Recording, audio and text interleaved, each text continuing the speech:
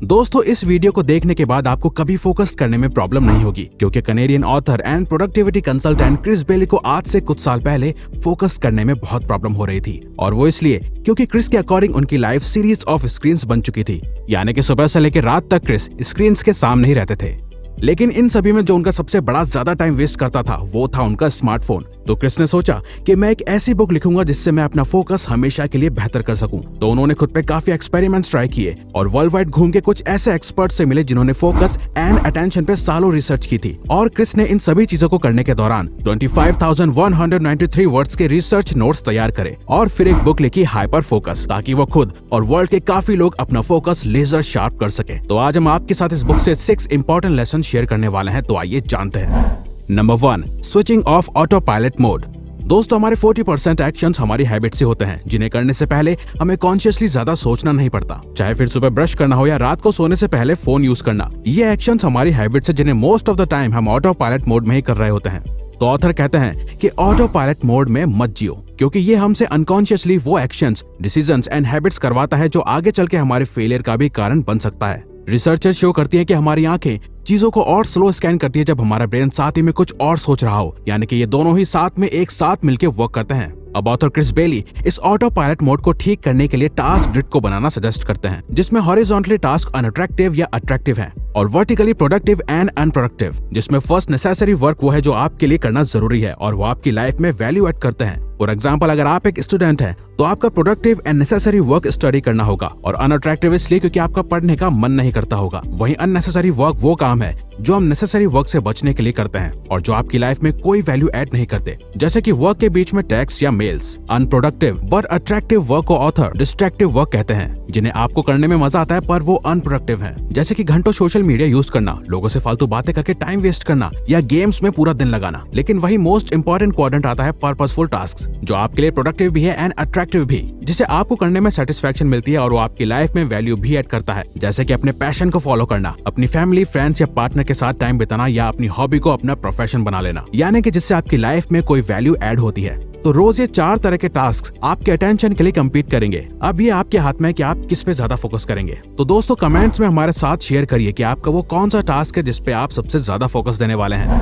Number 2, the limits of your attention. दोस्तों, University of Virginia के professor of psychology Timothy Wilson के according human brain अपने environment से हर second 11 million bits of information receive करता है, लेकिन उसमें से 40 बिट्स पर सेकंड ही वो प्रोसेस कर पाता है। इसका मतलब हमारे ब्रेन का भी एक लिमिटेड अटेंशनल स्पेस होता है, और ये उतना ही अटेंशन एक वक्त में या पूरे दिन में दे सकता है जितना टाइम स्पेस है। टिमोथी के अकॉर्डिंग हमारी मेमोरी एक कंप्यूटर की रैम की तरह है, जितना रैम का एक्सटेंसिव यूज करोगे उतनी ही पावर भी लगेगी, यानी कि अगर हमारा अटेंशनल स्पेस ज्यादा है तो उतना ही ज्यादा हम किसी एक चीज पे एक वक्त पे फोकस कर पाएंगे अच्छी तरह। हम अपने फोकस को कैसे डिवाइड करते हैं, इसका एक एग्जांपल यही होगा कि अभी आप में से ज्यादातर लोग ये वीडियो देखते देखते दूसरी सजेस्टेड वीडियो को भी स्क्रॉल कर रहे होंगे, यानी कि आप एक साथ अपने अटेंशन स्पेस में काफी चीजें कर रहे हो, तभी आपके लिए किसी एक चीज पे फोकस करना मुश्किल होता है। ऑथर कहते हैं कि आप एक वक्त में अपने अटेंशन स्पेस में जितने टास्क भरते जाओगे उतने ही आप अनफोकस्ड एंड अनप्रोडक्टिव बनते जाओगे। तो अगर आपका टास्क 1 है पढ़ाई करना और टास्क 2 है साथ में गाने सुनना, तो आप किसी भी एक टास्क में ठीक से फोकस नहीं कर पाओगे। लेकिन अगर आप एक वक्त में सिर्फ एक टास्क को अपना अटेंशन स्पेस दोगे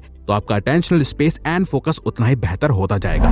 number 3, the power of hyper focus. जब बात आती है हमारे मोस्ट इंपॉर्टेंट टास्क को करने की, तो जितनी कम चीजों को आप अटेंशन देते हैं उतने ही प्रोडक्टिव आप बनते हैं। जब आप अपने थॉट्स और एक्सटर्नल एनवायरनमेंट को एक साथ अलाइन करके इंटेंशनली एक ही चीज पर डायरेक्ट करके ले आते हैं, तो आप हाइपर फोकस की स्टेट में एंटर कर जाते हैं। अब ऑथर कहते हैं कि हाइपर फोकस की 4 स्टेजेस होती हैं। पहली है एक मीनिंगफुल एंड प्रोडक्टिव काम को चूज करना जिसपे आप अटेंशन देना चाहते हैं। दूसरा है बाहरी और अंदरूनी डिस्ट्रैक्शन को खत्म करना। तीसरा है उस एक टास्क पे फुल फोकस करना, और चौथा है लगातार अपने फोकस अपने काम पे वापस लेके आना जितनी भी बार आपका फोकस इधर उधर भागे। तो हाइपर फोकस में आपको एक इंपॉर्टेंट या कॉम्प्लेक्स दिखने वाले टास्क पे अपना अटेंशन एंड अवेयरनेस बना के रखनी होती है। इसको अच्छे से फॉलो करने के लिए ऑथर 3 इंटेंशनल सेटिंग रिचुअल्स को करना सजेस्ट करते हैं।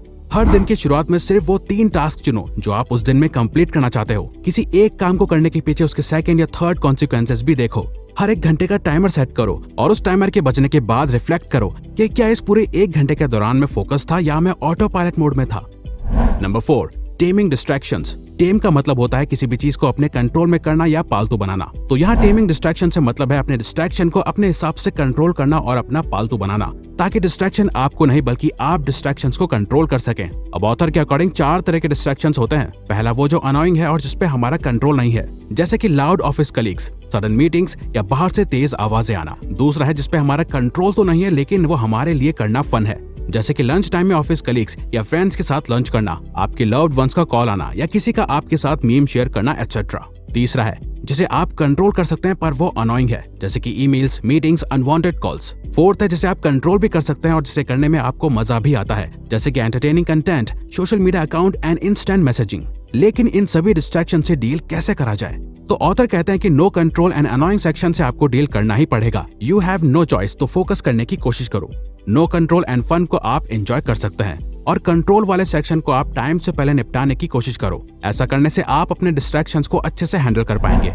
Number 5, your brains hidden creative mode. Scatter focus आपके इंटेंशनल माइंड की वो पावर है जो आपके भटके हुए माइंड को एक डायरेक्शन देती है और आपके अटेंशन को आपके अंदर लेके आती है। तो जहां हाइपर फोकस का मतलब होता है किसी एक चीज पे फोकस करना, वहीं स्कैटर फोकस का मतलब है किसी भी एक चीज पे फोकस नहीं करना बल्कि अपनी सोच को क्रिएटिव एंड फ्री रखना। हाइपर फोकस पर आप एक्सटर्नल टास्क या चीजों पे फोकस करते हैं, वहीं आप स्कैटर फोकस पे अपना अटेंशन अपने अंदर यानी कि इनवर्ट करने की कोशिश करते हैं। हाइपर फोकस अटेंशन के बारे में है और स्कैटर फोकस अटेंशन ना होने के बारे में है, और दोनों ही जरूरी हैं। हमारा मन पास्ट एंड प्रेजेंट की सोचने से ज्यादा फ्यूचर के बारे में सोचने के लिए भटकता है। हम आमतौर पर इमीडिएट फ्यूचर के बारे में सोचते हैं। इस समय का ज्यादातर टाइम प्लानिंग में ही स्पेंड होता है। इस वजह से स्कैटर फोकस हमें इंटेलिजेंटली एंड इंटेंशनली एक्ट करने में ज्यादा सक्षम बनाता है।